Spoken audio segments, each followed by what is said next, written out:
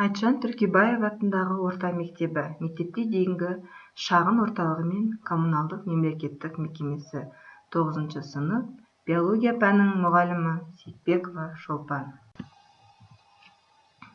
Сәлеметсіздер ме оқушылар? Бүгін жаңа бөлім бастаймыз. Өсу мен даму. Сабағымыздың тақырыбы құрсақта даму, ұрықтық дамудың алғашқы кезеңдері, ұрықтың қалыптасуы мен дамуы. Оқу мақсаты эмбрион мен ұрықтың дамуын салыстыру.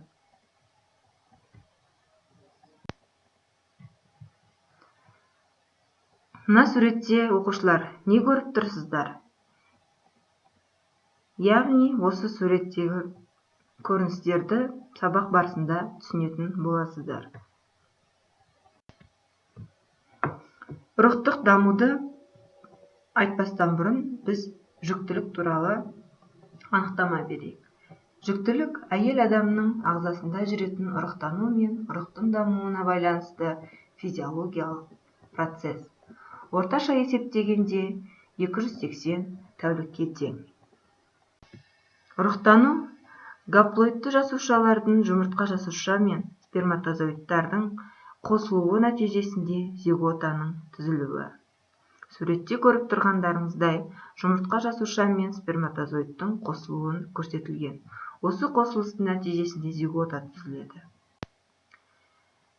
Имплантация кезеңі. Ұрықтық дамудың алғашқы кезеңі имплантация кезеңі. Имплантация кезеңі ұрықтандыру сәтінен бастап 2 аптаға дейін созылады. Ұрықтанған 2 жыныс жасушасынан зигота пайда болады. Бұл 6-7 күні имплантация жүреді. Зигота жатыр түтігіне бөлшектене бастайды. Жатырға түсіп, оның қабырғасына бекиді. Екінші кезең эмбрионалды кезең. Бұл кезең жүктіліктің 3 және 10-12 аптасында созылады. Бұл кезеңде болашақ сәбидің барлық маңызды органдары мен жүйелерінің ұрықтары қалыптасады. Дененің, бастың, аяқ-қолдың қалыптасуы жүреді. Осы кезеңнің соңында эмбрион балаға ұқсас конфигурациясы бар ұрық болады. Үшінші кезең ұрықтық кезең. Ұрықтық кезең жүктіліктің 3 айынан басталып баланың тууымен аяқталады. Ұрықтың қоректенуі мен зат алмасуы плацента арқылы жүзеге асырылады. Бұл кезеңде ұрықтың тез өсуі, ұлпалардың қалыптасуы, мүшелер мен олардың ұрықтарына жүйелердің дамуы, туғаннан кейін ана мен бала құрсағындағы ұрықтың өмірін қамтамасыз ететін жаңа функционалдық жүйелердің қалыптасуы орын алады. Мына суретте алғашқы кезеңіміз, яғни имплантация кезеңі суреттелген.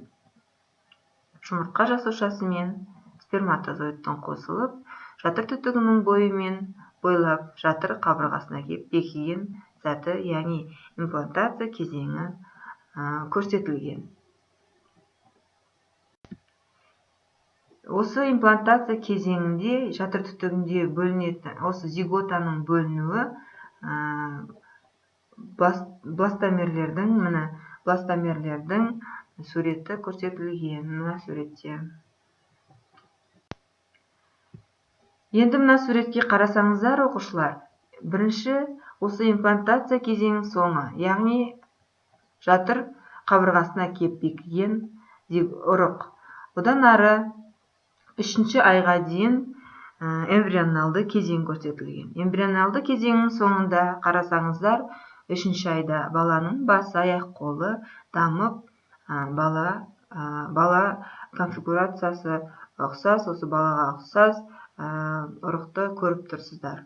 Одан ары қарай 3 айдан 9 айға дейін осы ұрықтық кезең баланың толық дамып, дамуы, ағзаларының, жүйелерінің дамуы осы сурет арқылы көріп бақылауымызға болады. Яғни балалар, айтып өткеніміздей, эмбрион ана ішінде дамитын ағза екен. Адам эмбрионның мәртебесі 3 аптадан бастап сақталады. Жүктіліктің 8-9 аптасына дейін жүреді.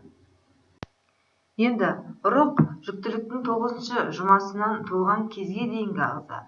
Бағана ұрық кезеңін біз екінші тағда фетальды кезең деп те айтады екенбіз.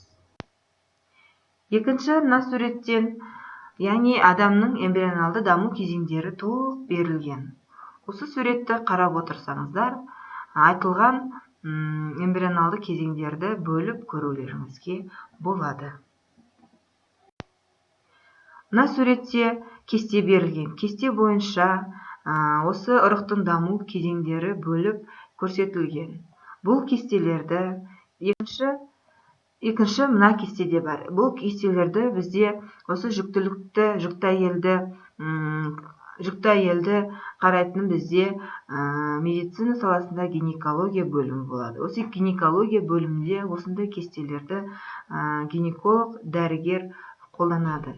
Яғни жүкті әйелдің жүктілік кезеңінің өтуін осы кестелермен бақылап тексеріп отырады.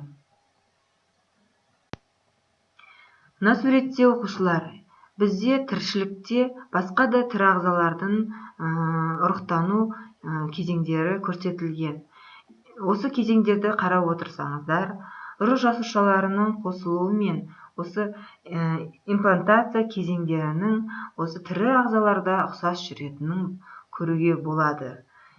Эмбрионалдық кезеңнен бастап баланың туылуына дейін, ұрықтың туылуына дейін әр тірі ағзаның өзінің түріне ұқсас қалыптасуын байқауға болады.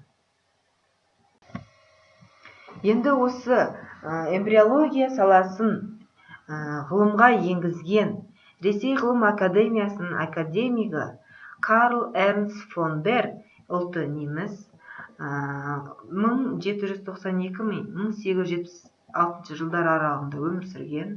Ол осы 1828 жылы жануарлар дамуының тарихы деген еңбегінде сүтқоректілер мен тауықтың ұрықтарының даму ерекшеліктерін зерттеп, эмбриология саласын ғылымға енгізді. Енді балалар, мына бірінші тапсырмада ақпарат көздерін зерттеп кестені толтырыңыздар. Бірінші баған кезең, осы ұрықтық кезеңдер. Екінші бағанда мерзімі қанша аптаға созылады. Үшінші бағанда осы кезеңдерде қандай үдерістер жүреді, қандай ұрықтың дамуында қандай үдерістер болады, соны жазып толтырыңыздар. Екінші тапсырма, кітаптан тақырыпты оқып, мына сұраққа жауап жазыңыздар. Нәрестенің даму кезінде қоршаған ортадағы жағымсыз факторлардың және анасының алкогольді ішімдік ішуі, дұрыс тамақтанбауы ұрықтың дамуына қалай әсер етеді? Сіздерге уақыт берілді. Екі тапсырманы орындап жіберіңіздер.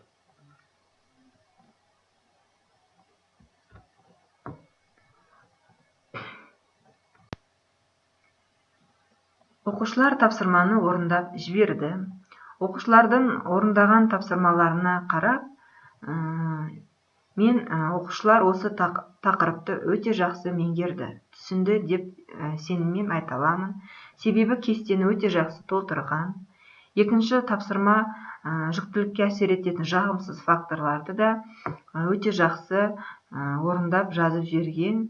Яғни бір оқушыныкін оқып берсем, міне, алкогольдік ішімдік ішіп, дұрыс тамақтанбаса, нәрестенің ұрықтың дұрыс қалыптасу кезінде, яғни осы әсер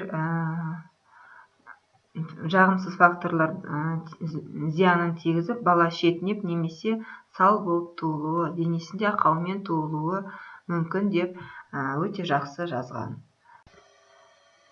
Мына тапсырма, орындап жіберілген тапсырмалар да өте жақсы, өте жоғары деңгейде толтырылып жазылған. Осы жіберілген тапсырмалармен оқушы мен мұғалім арасында кері байланыс жүрді. Оқушыларға өте жоғарғы баға қойдым. Оқушылар тақырыпты жақсы меңгерген, жақсы түсінген. болашақта осы өмірде осы мағлұматтарды өздеріне керек деп ойлаймын.